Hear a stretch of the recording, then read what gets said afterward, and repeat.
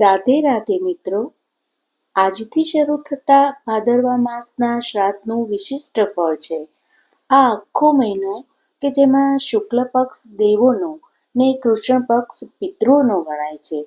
હવે કૃષ્ણ પક્ષમાં એકમનું જે શ્રાદ્ધ છે તે સંતતિ પ્રદાન કરવા વાળું છે કે જે પિતૃઓની કૃપાથી વંશવૃદ્ધિ પ્રાપ્ત થાય છે.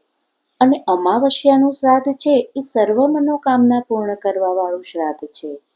શ્રાદ્ધ પક્ષમાં કાગવાસ નાખવામાં આવે છે તેનું પણ એક ખાસ મહત્વ છે. આપણા પુરાણોની દ્રષ્ટિએ જોઈએ તો કાગડાઓનું આયુષ્ય આશરે 200 વર્ષનું છે. એટલે કાગડા એ આપણા પૂર્વજોને જોયા છે એવું માનવામાં આવે છે. તેથી વાસ નાખવાનો મહિમા છે. અને ભાદરવા મહિનામાં જ કાગડાની પત્ની કાગડી ઈંડા મૂકવાની તૈયારી કરતી હોય છે. કાગડીને પૂરતું અન્ન મળે અને એ તૃપ્ત થાય એની માટે ઋષિ મુનિઓએ આ એક વ્યવસ્થા કરી છે.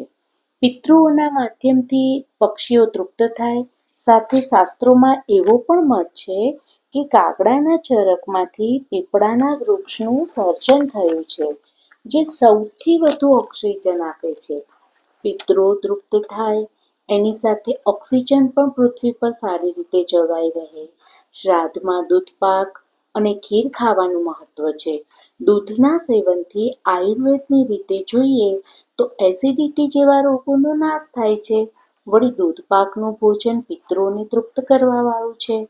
ધર્મ સિંધુમાં એમ કહેવામાં આવ્યું છે કે શ્રાદ્ધ કરવાથી 2000 વર્ષ સુધી પિતૃઓને સદગતિ પ્રાપ્ત થાય છે. તો આજથી શરૂ થતા શ્રાદ્ધ શ્રદ્ધાપૂર્વક કરીએ અને પિતૃઓ ને પક્ષીઓને તૃપ્ત કરીએ. રાધે રાધે.